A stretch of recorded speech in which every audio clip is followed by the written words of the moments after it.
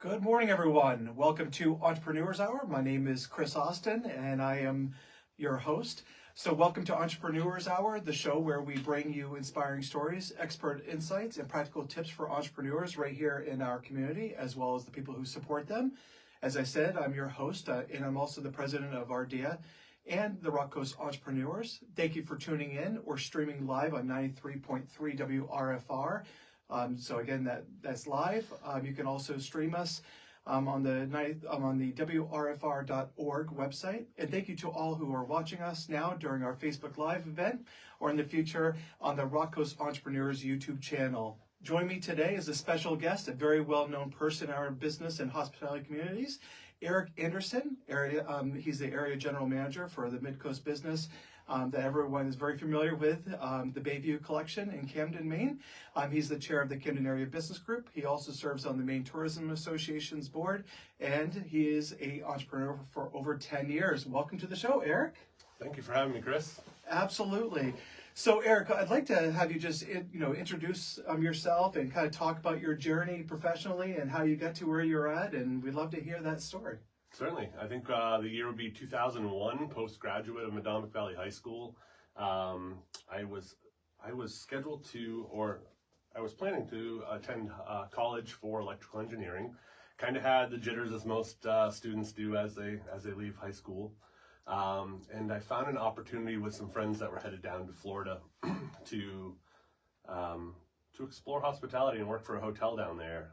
I deferred a semester of college out of just fear of not making enough money that summer, and I didn't want to work when I first went to college so that I could really focus on my studies. So I applied to the same hotel as some friends had done, and I got the job, and three of us ventured off with backpacks to Florida and worked for a beautiful resort on the Gulf Coast, the Gasparilla Inn and Club. It was there where hospitality really bit me. I got to see an organization, an orchestra, if you will, of just many hands helping an experience for many guests, but really you're making an experience for one guest at a time. Mm-hmm. You're just doing it in a multitude. It was a seasonal business, and I would return back here where I worked for the Samoset Resort, where many people are familiar with. I was in Marcel's, quickly trained to a tableside captain, still one of my favorite jobs I've ever done. Tableside captain? Yeah. Okay. We would roll out the Garridons in full tuxedos and prepare meals tableside, shooting flames. A little bit of dangerous at young ages, but the trust and was there from our leaders there. And I returned to Gasparilla, where I had the opportunity to work year-round. Mm-hmm. And at that point, it just started a ladder growth for me in hospitality, taking on different positions, finishing there as housekeeping manager and executive housekeeper in 2008, where I felt like I was hitting a little bit of a glass ceiling. Moved up to Clearwater, took an assistant food and beverage position with Marriott Sandkey Clearwater. Wow. Working the restaurant, overseeing their gift shop. I was kind of thrown into a gift shop idea and kind of learning retail a little bit, which was interesting. I bet it was. Yeah. And I had the opportunity to return home in 2010.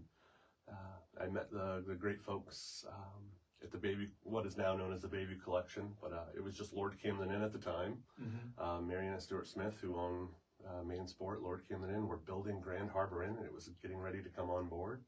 I was hired on as an assistant manager and helped them opening. I had a lot of closing experience with hotels, reopening, renovation experience. So it was really exciting to me to be part of that.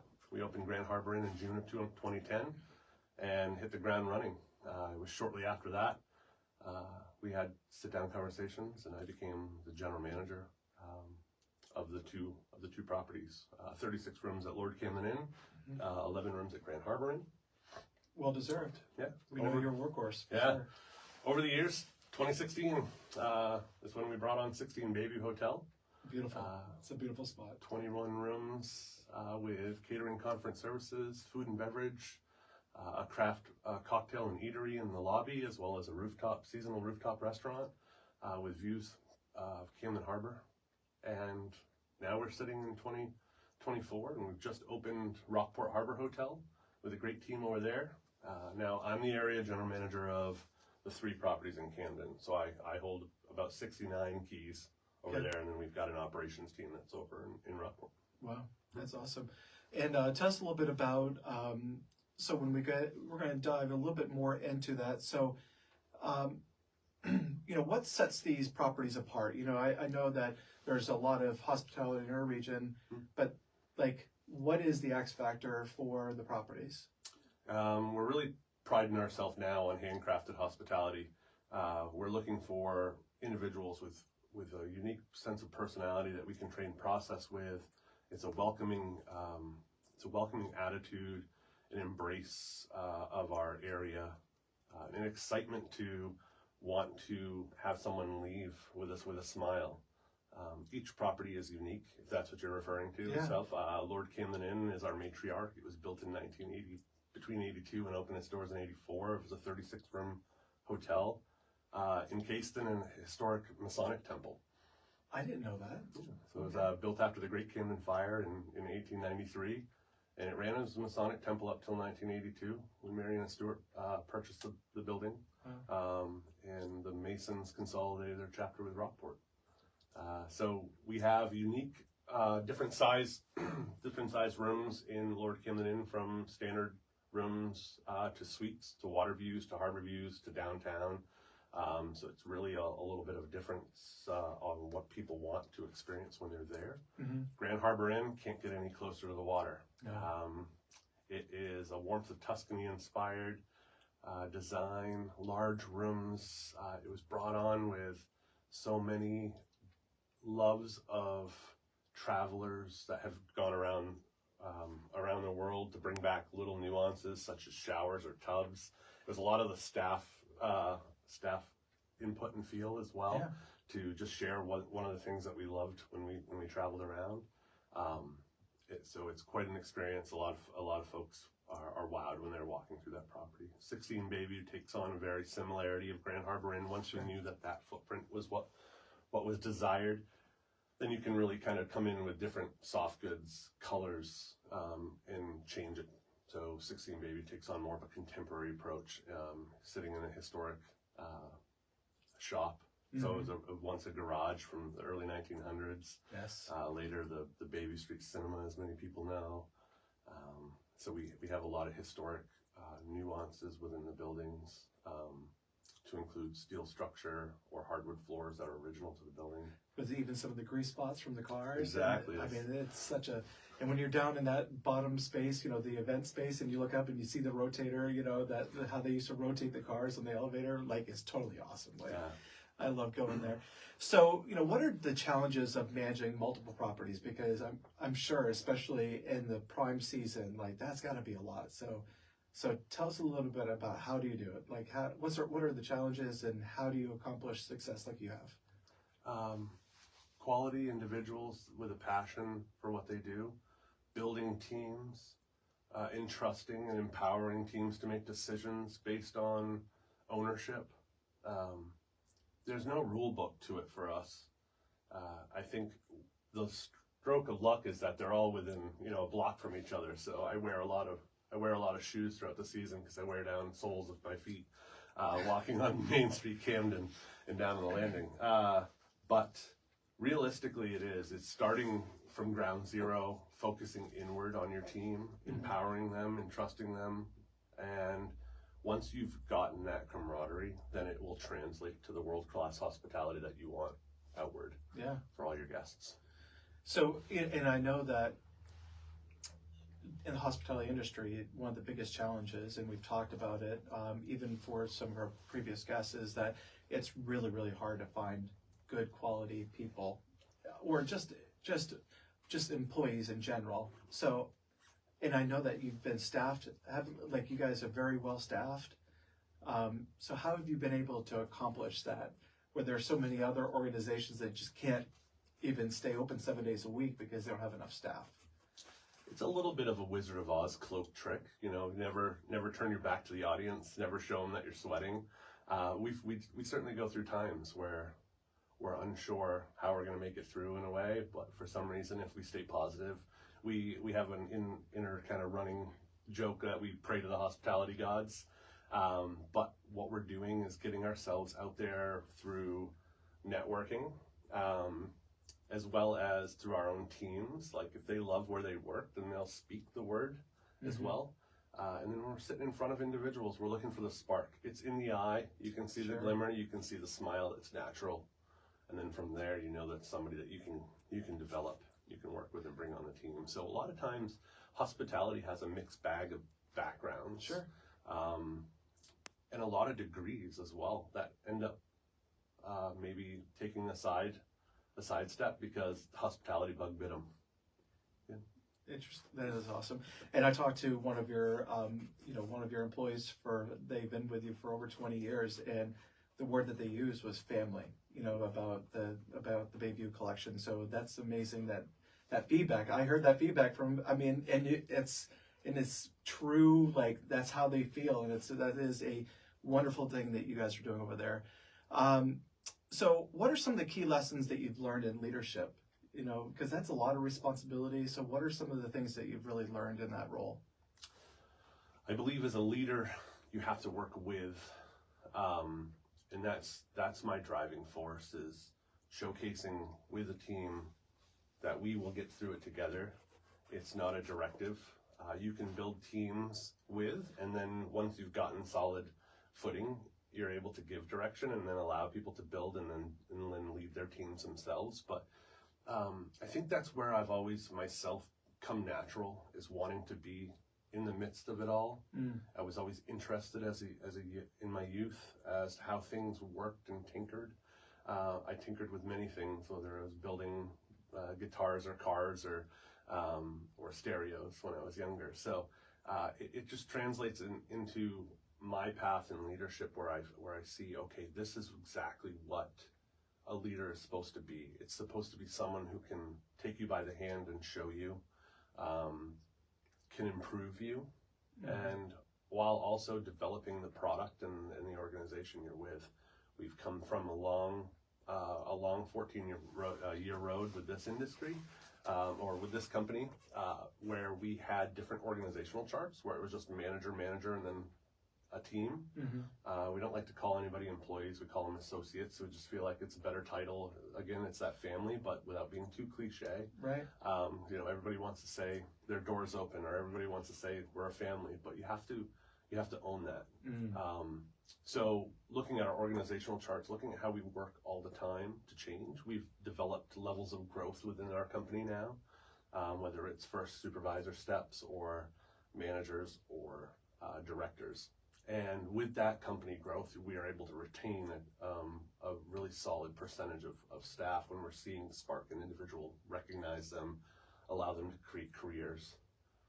Wow. That's a lot. That's awesome. So I know that you talked about the evolution of your business. So you guys have done a lot of growing in the past 10 years since you've been with the Bayview Collection. But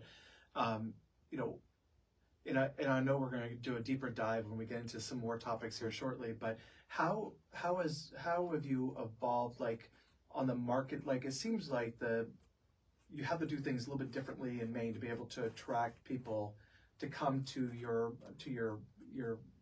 businesses. So your different locations, like how do you have them come to the Bayview Collection? Like what have you learned to help drive that traffic? I think naturally as you grow, you get a larger audience at times, but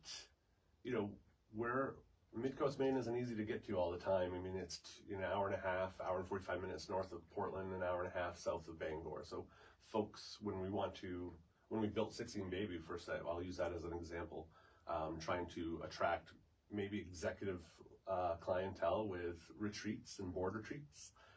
It's hard to do an ask of a larger company that's going to fly into Maine and want to drive an hour and a half. Right. So we certainly learned our model and figured out how to adjust and understand that we're maybe more of a social gathering spot, attack the wedding audiences, retirement parties.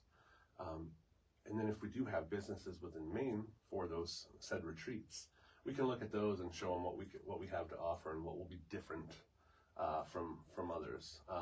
We never discredit what we call co-opetition. We're all here for each other. We're bouncing ideas off each other all the time. And I think that's very unique to this state. I found a huge camaraderie with other businesses in hospitality and throughout New England as well, that I didn't see in Florida, where we would be more a little tunnel visioned to our own organization. We've learned from a marketing standpoint, as well as our own hospitality product, the traveler's ever changing, so we have to change as well. We have to adapt. So that means bringing on new things without going too crazy from our original product, right? So we're not the stark contrast of an all white room. We have beautiful duvets and decorative pillows and regal designs, as Marianne Smith is intended to do, and that's a unique position to keep up on, as the new hotel products can change. Marketing, you have to be out there. We have a digital marketing manager who runs around all over the place throughout the hotels to take pictures, to get them up on our Instagram page, on our Facebook page. But at the same time, it doesn't stop there. It could be a housekeeper taking a picture on a beautiful morning when they're making up a room and they're taking a picture out of the harbor. They can share it and it can be distributed. So it's really turning your team into that media. That's awesome. Which is really awesome as well. That's fantastic. All right, let's dive into Camden Area Business Group, which, I'm very fond of, I served on the board with you on that. But just talk a little bit about your role as the chair of the Camden Area Business Group. And I know that you've been with the group since 2012. That's a long time to be part of that. So, so just tell us a little bit, what have you been, what have been some of the group's most impactful initiatives? These are the types of things we'd love to talk about. So first, let's talk about your role and, why have you stuck around for such a long period of time? 2012 was that jump off point. I was a fresh GM in hospitality industry, and I knew that the social networking aspect of this position had to turn on at some point. Stuart was one of the co-founders of the Camden Area Business Group, had a great heart in it. The meetings were still being held at our property, at the Lord Camden Conference Room. So it was a step. It was a scary step because I didn't know who I was meeting. I was meeting a lot of legendary shop owners and business owners, and here I am, a late 20s hotel operator, joining a board, or just sitting around in a room first. So I did join the board, but it quickly turned into understanding how you can get involved with different, whether it's a committee or just interests, and you're looking around the table with shared partners in the hospitality industry.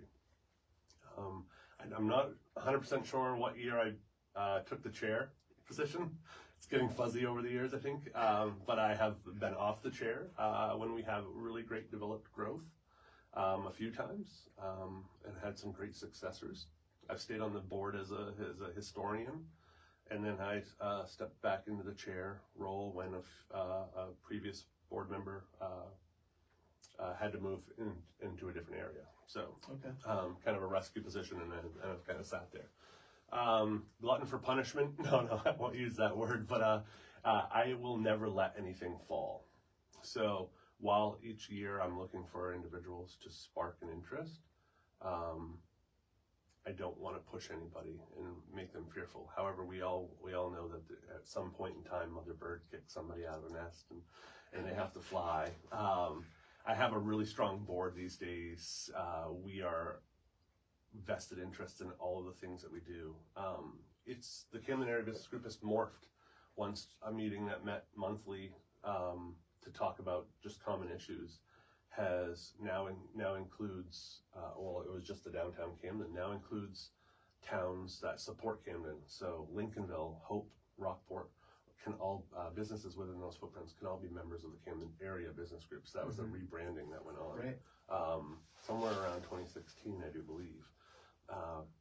So the strategic planning of the group as well, we've gone really marketing heavy at one point in time, and then I think within the last 4 years, the board itself has really had visionary, just aha moments, which is really great because I sat on the board of the chamber, the Penobscot Bay Regional Chamber. I was the president of that group as well, and all dual roles at one time as well, dual presidencies. And the idea was never to have too many chefs in a kitchen. So I always thought of it as the chamber is this large magnifier to the entire region. And then you have all these supporting groups, whether it's downtown Main Street in Rockland or the St. George Business Alliance, if I'm saying that correctly. That's right. Lincolnville Business Group, as well as the Camden Area Business Group are what sparks their own little individual fire. So you can't discredit any one organization. They're all great to be part of because you're part of them for a different reason. So somewhere in the 2020s to now, we were able to look at Camden Area Business Group, figure out what we are. Yes, we have a website. It's a great landing page. It provides great SEO for our business. That's part of membership. But what we do well are creating vibrancy and culture to our town through events. The Camden Area Business Group is the driving force of Christmas by the Sea, which is coming up the first week of December. We're supporters of Toboggan. We are supporters of the Windjammer Festival. We have our own event pillars, which are Christmas by the Sea, Camden Area Business, Camden is Blooming, which is in May, right around Mother's Day weekend. And then the fireworks, the 4th of July fireworks. And what is your nickname for the fireworks? They call me Mr. Sparky. That's right. And then I know that with the Christmas by the Sea, which is an amazing event as well. It's super magical, especially a couple of years ago when it was snowing during the parade, which is awesome. It is. And I was like, man, those people that are staying at the Lord Camden Inn have the best view in the house for sure. So it's what's really cool about that is that I see your board so heavily involved in that, and you have nicknames. So who's running that this year? Like who's the... Yep. So the Christmas by the Sea is led by Michelle Curtis of the First. And that is probably one of our largest committees. A lot of excitement surrounds that event. I want to think it's like 15 people strong. It's a self-turn-on event for the most part because there's so many businesses that want to do something. So really what it is it's very big organizing, just making sure all the pieces are in one area. We get a great support from the town through Parks and Rec with Holly Anderson out the Camden Snow Bowl, who has helped design our brochure and be part of Santa and everywhere. So we've got folks. We've got Rudolph, who the nickname term for Matt Brown, who's Santa's Wrangler, and he drives Santa all around. He does. Yeah. And Santa has been coming for how many years? Oh, geez, this is his 38th year, 39th year. So Santa. 38th year, yes. So a consistent Santa. He's always there for Camden. It's a special place for him, and the kids absolutely love it, which is fantastic. So, and I know that there's a lot of history with the Camden Area Business Group, and I know that, back in you said it very well, where it seemed like, you had the chamber, and the Camden Area Business Group was almost trying to be its own because there used to be a little hangover from a separation that happened, not a separation, but a consolidation that happened because Camden used to have their own Chamber of Commerce, as well as Rockland had it, and then they merged.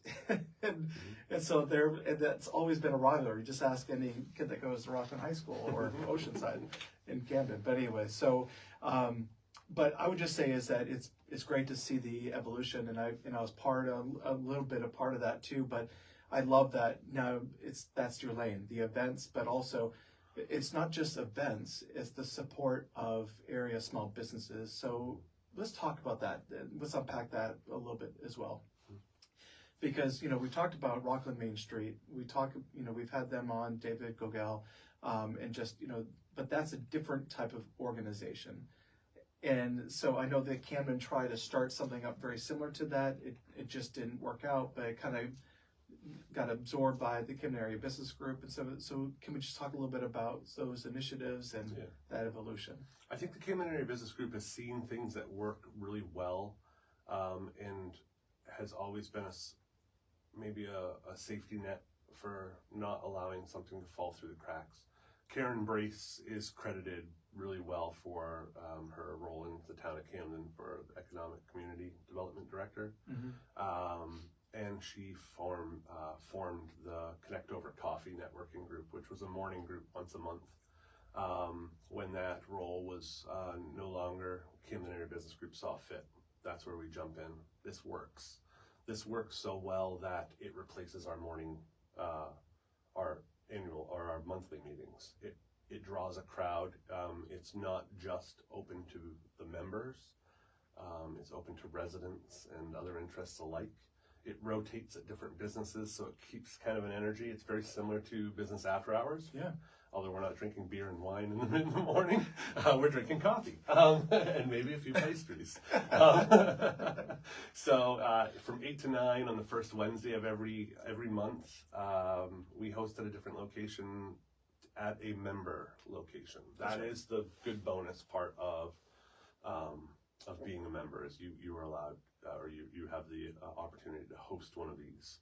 It can be anywhere from 15 to 30 people, which is really awesome. We do a large round table where businesses get to talk about what's going on in their business, and that's huge. That is huge. So it's small enough that it allows up to 30 people, like a 60-second commercial, which is really nice. You've been a huge part of that, and RDA is very well represented, which is really nice to see every Yeah, month. you guys have let us host a meeting, and which is great. We packed them in that little small hallway, but it was great. Yeah. We have our next one, which will be on November 6th, I believe it is, at Eastern Tire in Rockport. So their new location. Yeah. Awesome. So I mean, just continuing on that safety net, that was another thing that Christmas by the Sea was owned or directed, if you will, by other organizations, whether it was the chamber or whether it was the town at one point in time. The safety net came in with Camden Area Business Group not letting it fall and go by the wayside. Sure. It meant something to the town. It meant something. This is what we're here for. Same with the fireworks. I think it was 2017 or 18. It was a lot of unknowns on who was going to jump in. I looked at the sky and grabbed a hat and went business to business, and before I knew it, I could see the town, all the businesses that really inspired to have that, or aspired to have that event. So it's continued on. We've had some hard years. COVID was a very hard year. Sure. Returning from COVID the previous year was a hard year, so we're always working with the town. And then logistical challenges. There's a lot of building. I mean, you look everywhere when you're driving and you see construction trucks and all that. It's the same on the water. So we're losing barge availability, and we're playing in the water during the busiest time of the summer. So it's not like throwing fireworks in the fall, winter, or spring. You are at the epitome, the peak, standing on Mount Washington, asking for a barge.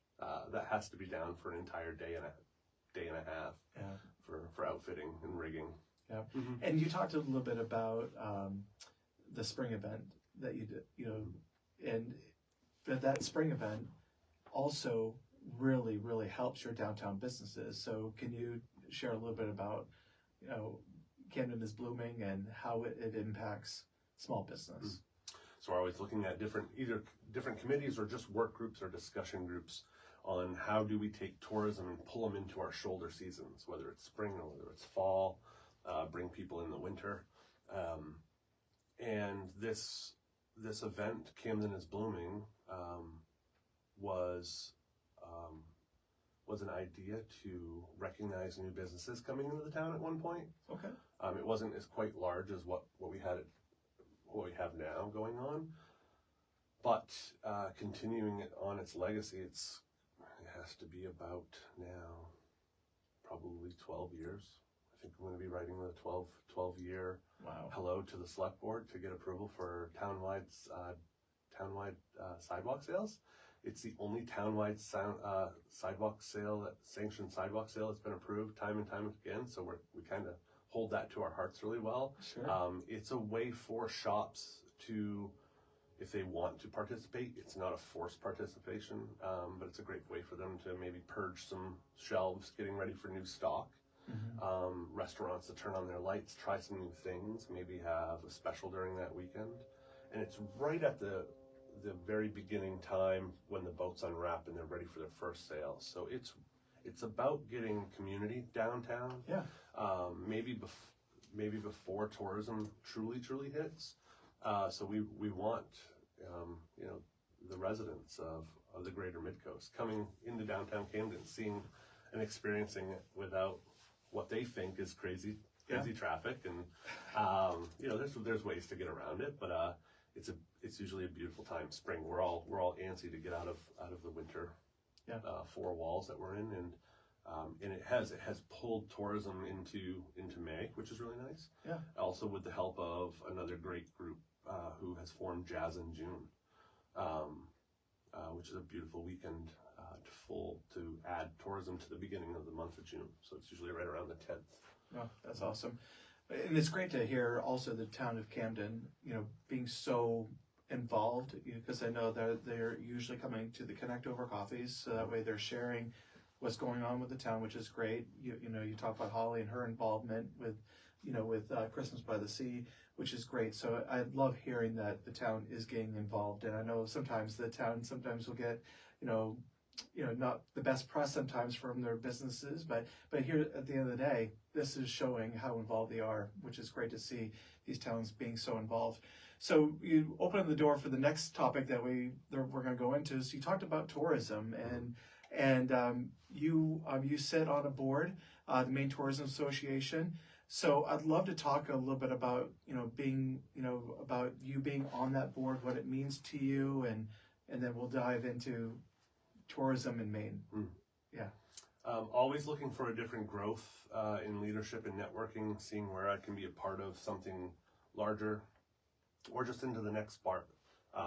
Like I said, I was part of the chamber, and I was on the board for about my full 2 terms, plus what we consider kind of like an absentee or a ghost chair. I sat as a historian and a supporting mechanism to the president. Okay. Which is a really it's a nice feature because you're not losing a president on the last term. But it just came to the point of there was the next thing that I was looking to help out with. I do sit on the planning board in my own town. I joined that, and that's been really interesting and unique. But I do live in the country, so it can be a little sleepy at times on what we're dealing with versus downtown Camden or downtown Rockland. That's pretty cool. I have a colleague who's my direct report who sits on the board of the New England Inns and Resorts Association as well as Hospitality Maine. So I was always looking for my fit because he was there, right? And I've met Tony Cameron, who's the president of the Maine Tourism Association, a bunch of times through conferences of the two conferences that I just mentioned. And we sparked a discussion just to see when might be the right fit or the right time, and it happened about 2 years ago. I joined the board, and I have to credit them just as one of my largest wow moments joining that organization, knowing from tourism what Maine Tourism Association does, which really is the branding of the state. They produce the Maine Invites You catalog. They oversee the operations of all the visitor centers throughout the town, are a driving force and creators of the new Acadia Center, working with Acadia National Park, which will be opening. And that's going to be a large outfit that people will love to see, and it'll help the Booth Bay, the Bar Harbor region for traffic and just create an overall better flow. And then being very driven in the interest to the members with advocacy in our state house, working more towards or things that I wasn't sure what Maine Tourism Association did. I got to meet Bailey, who's their marketing director, and seeing all the great things they're doing on social media and the driving force to get people to get Maine seen. And then Kat, who oversees their workforce development. And then I was just kept getting wowed from all these directors and these great leaders and I do call them leaders, that Tony has put into place. Kat is working endlessly with support of Bailey as well on continued education for tourism and what tourism means to Maine. So and it's important. not hotels. So when people hear tourism, it doesn't stop at a hotel or a restaurant. It's an artist. You know, it's a mechanic. So it spawns such a great range, because the more visitors that we have here, maybe the more cars that break down, and then your shop gets busier, or people are seeing your art and they're purchasing stuff. Yeah. There's digital creators, there's graphic designers, there's computer software engineers, all these things, because to run a hotel, I need all of those, right? I need staff having cars that are working, getting to work. We need digital creators. We need a programmer that's putting all of our reservations into play. Mm-hmm. So the educational and the workforce side of Maine tourism has really, it's made me step back. And then we had a wonderful director who just retired, Allison Susie, who was the liaison to the State House, and how invested she was to the politics and the topics of the state, and showcased them to us. Were really amazing. Tony leads an amazing team of idea thinkers, and I haven't experienced a board like it yet. I aspire to bring that to different teams. But obviously he's a large entity. He's working one-on-one with the State House as well, with the state of Maine, and their marketing efforts as well. So that's right, because it's like a shared partner. Yeah, because a lot of people get the two organizations confused. You know, Maine Office of Tourism, that is state of Maine government, Correct. And then this is not government. This is an association that's been around for a long time. So over 100 years. Over 100 years. Wow, that is awesome. So, you know, and I just want to talk a little bit about, you know, what are the biggest opportunities and challenges facing Maine's tourism sector? Like, that must be a big topic for you all to talk about. I think we're always looking at our borders and seeing what different countries are doing from a larger scale. Okay. So again, I did mention that we're part of Hospitality Maine, when we're also part of New England Inns and Resorts Association. And I think you get different opportunities to speak about different challenges at each one of them. On the bigger level, we're looking at driving people to New England, right? We're looking at different countries' travel and what might be happening in their foreign affairs. What Canada's doing? What is that currency rate? You know, and we see that big in the challenges. We're still looking at in the States as well, and you have to look at natural disasters, keeping people at bay and home. We just went off a very unique winter where New England, as we all know, saw some pretty large storms that created a lot of damage from Boston and north, and wind, and I think coming into this year, we were a little apprehensive as to if tourism was going to be as strong. We didn't see the numbers, a lot of us. The booking windows were a little shyer, but it was just because I think people were trying to fix their roofs in the spring. You know, we are in a political campaign year. Hopefully that's the last time we use that word here in this interview today. But from tourism side is making sure that all balls are rolling, and that we're all still speaking the great message of the state of Maine. That means fishermen doing the same, right? They have their own culture, their tourism. The banks are talking about finance and what's driving the state culture, as well as real estate agents, right? So not just only from the hotel side, you know, we're looking at different markets, figuring out how we can get into those segments. Sometimes we're considered like the Boston greater, as the demographic to be able to pull from. But we've seen years coming out of 2021 where we were extended down to the southern tip of New Jersey, and that was a great capture point to bring people to Maine.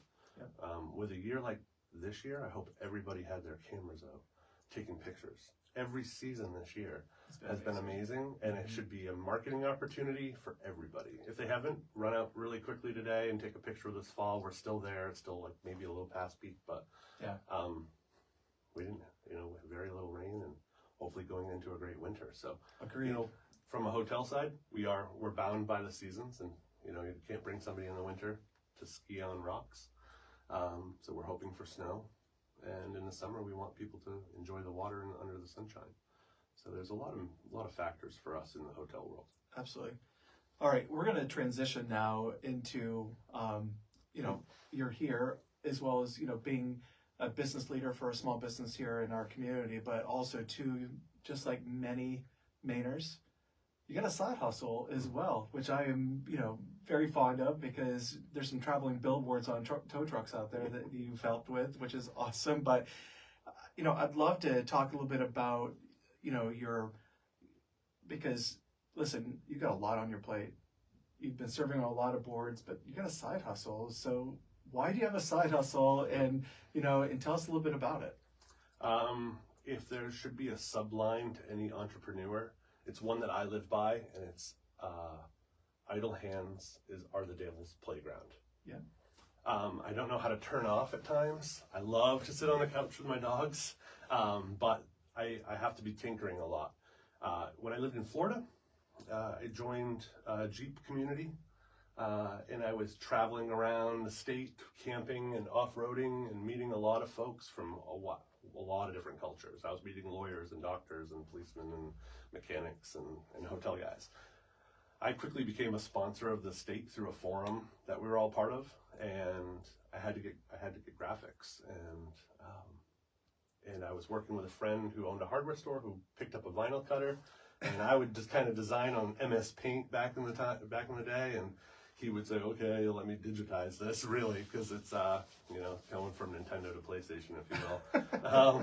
And when I moved home, I still had that knack. I wasn't an area sponsor, but I still had some stuff that I was working with different products on the Jeeps that I owned.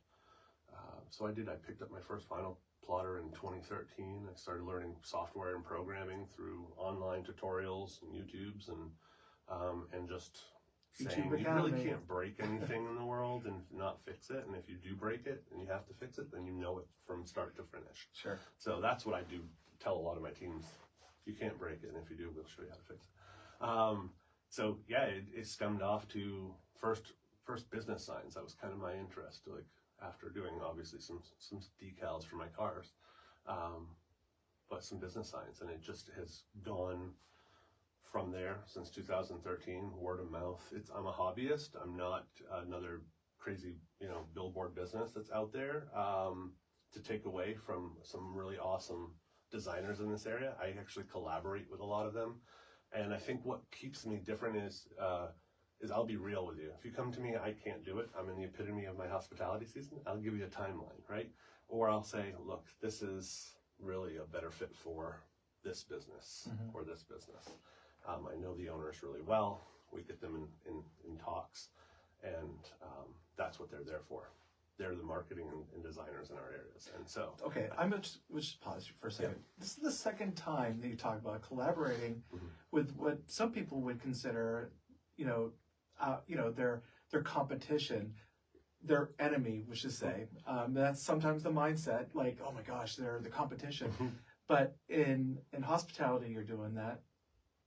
Okay, for the Bayview Collection, obviously you're collaborating with people across the state as well. But in the business world, in your own entrepreneurial journey, you're also doing the same thing.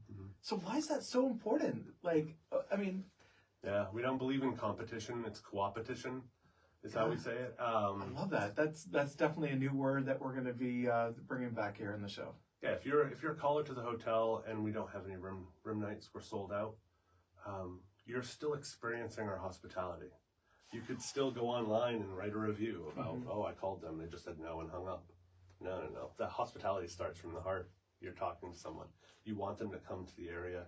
It's a lot of times when you're working with coopetition, it could be walk-ins that are coming in and they can't find anything. Right. We look to some of our supporting people that we've worked with before in other hotels. But at the same time, a great plug. The Chamber of Commerce has an awesome booking widget that will put the area into perspective. So we're utilizing that. That's a huge resource to us for walk-in business. Okay. But fast forward to anything I do is like, yeah, you should be networking and you should know, if you want to use the word competition, or let's just say other people in your industry, you learn from each other. You see what people's strengths are. I started to design, to get more interested into different graphics with standoff, dimensional lettering, and dimensional graphics.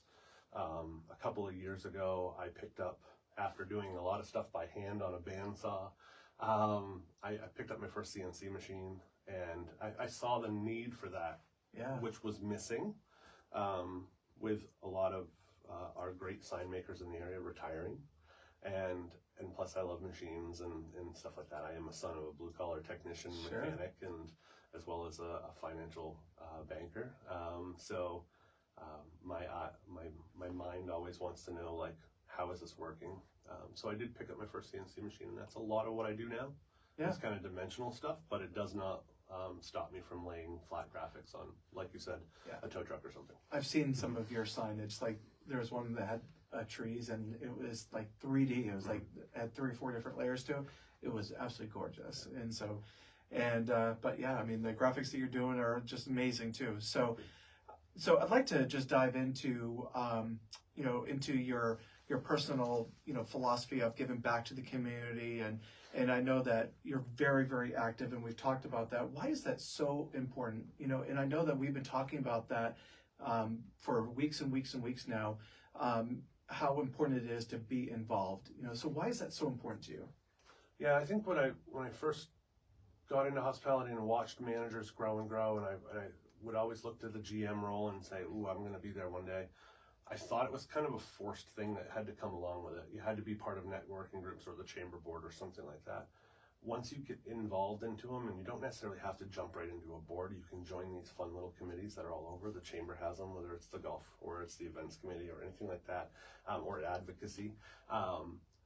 Something that sparks with you, and then maybe it's a great journey and a step to a board position.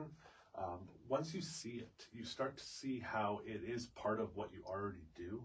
It's just allowing you to understand more about what the community's offering, because a lot of times we're only in our own 4 walls, right? For the longest time, I was known as the bow tie guy on the street that was walking around. Nowadays, I'm kind of retired the bow tie, but I have some legacy carrying on in our business. I love the bow tie. I pull it out for events, so people know.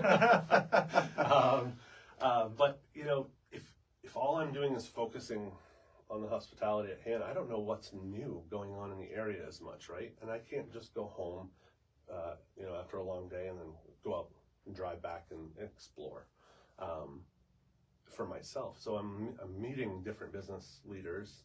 I'm learning about what they're doing, or even just residents, and learning what they're doing.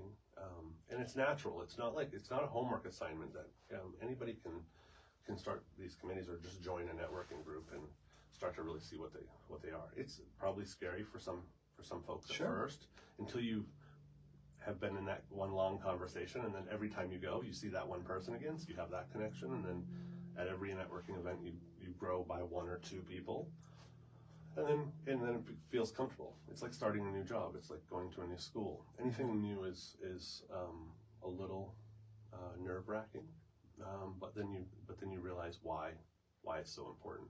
So for me, the networking has allowed me to have resources for not only the business, but for my own personal growth, to know, like, oh, okay, well, if I need an accounting or something in my own personal life, or I know that something's broken and I can't quite fix it, I can talk to somebody else.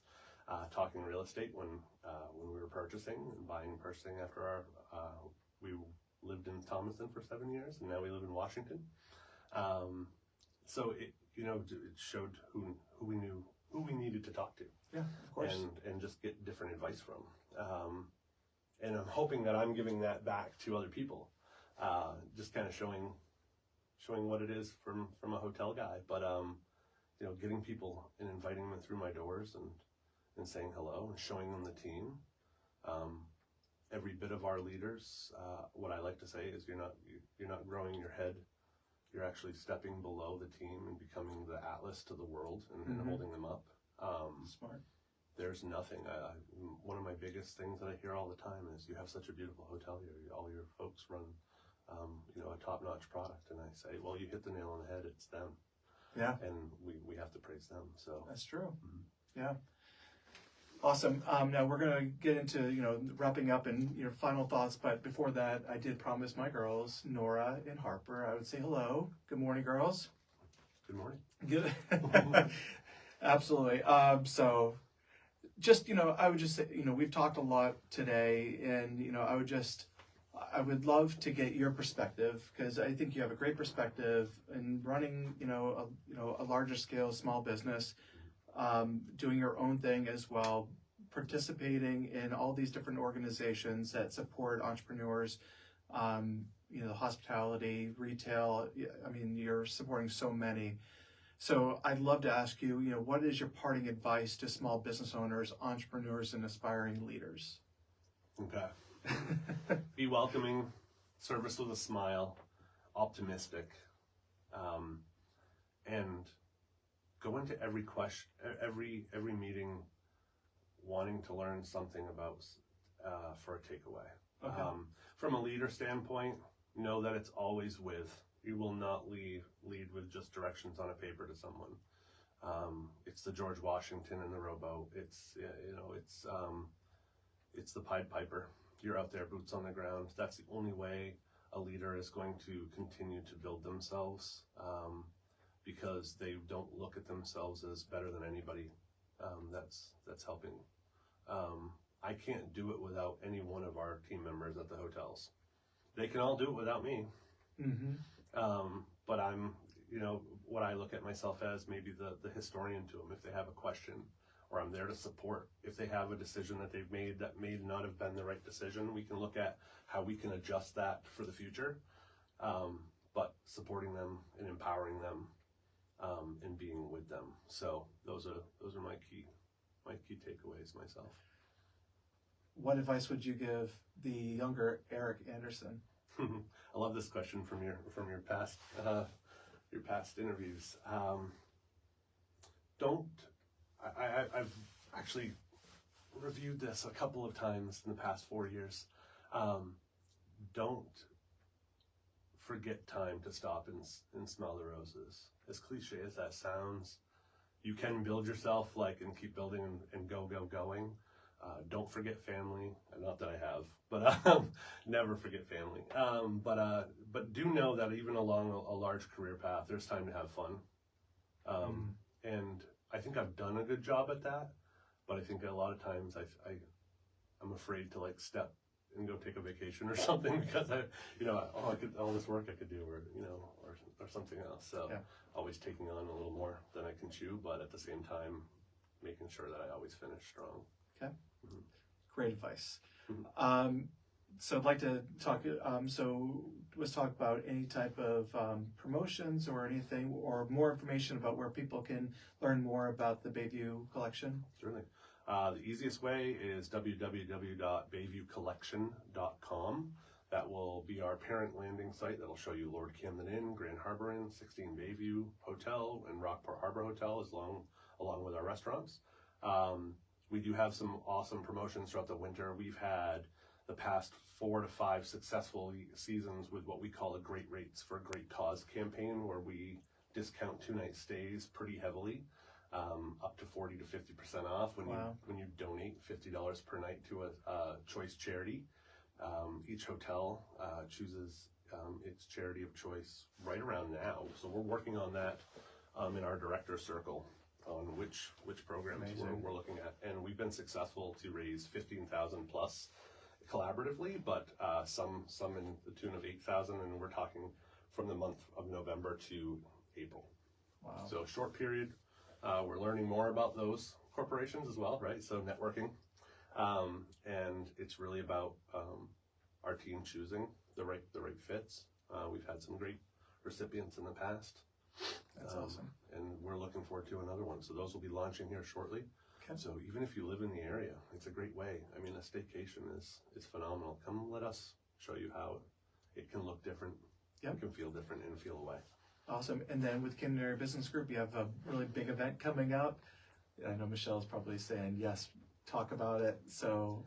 Oh yes, Michelle is our head elf. And the first weekend of December is always the Christmas by the Sea event weekend. So this year it falls on the 6th, 7th, and 8th. Okay. It's comprised of obviously Santa Claus, but there's story hours, there's picture taking, there's bonfire out on Lincolnville Beach. Many awesome little opportunities that other businesses are doing, whether it's hot chocolate socials, book signings, cookie decorating parties. And then we do have a commemorative ornament that comes out every year. So a new ornament that has a limited run. And when we run the ornament, we give back the proceeds to a partner charity. I'm very excited that this year we're working with the State of Maine Prison Showroom. Okay. And they are helping us to design or develop and design the ornament. That's awesome. And the proceeds of that will go towards restorative justice. That's fantastic. That is a great thing. So Eric, just want to just really wrap up and just so where can people learn more about your side hustle, your hobby? I guess you gotta find Andersons, right? Yeah, so self-proclaimed as Andersons, which is a riff off my last name, but you can find that on Facebook. Probably just facebook.com/Andersons, or you can just find me. I usually repost on my own social media as well, and then other people share it. So awesome. Eric, thank you so much. Erick Anderson, our guest today. Thank you so much for coming on the show, and just, I know this is going to be very helpful for a lot of people today. Thank you so much for your great message as well. I'm just going to tell you a little bit about our next show. So for next week, we are going to be focusing on 2 candidates for Rockland City Council. So we're going to have Nicole Kellick and David Stetman on as our guests. So if you are if you're a business or an organization in Rockland and you'd like to ask those candidates questions, please feel free to send a message to our Facebook page of the Rock Coast Entrepreneurs. I would also tell all of the members of Rockland Main Street, as well as the Chamber of Commerce, the Penn Bay Chamber, they're also distributing a way that you could ask questions for those candidates. So tune in next week for that. Thank you again to all of the sponsors for this great station, 93.3 FM WRFR Rockland. I would just say is that I know my company, Ardea, is a proud sponsor, but there's so many great sponsors that are out there to make this station possible.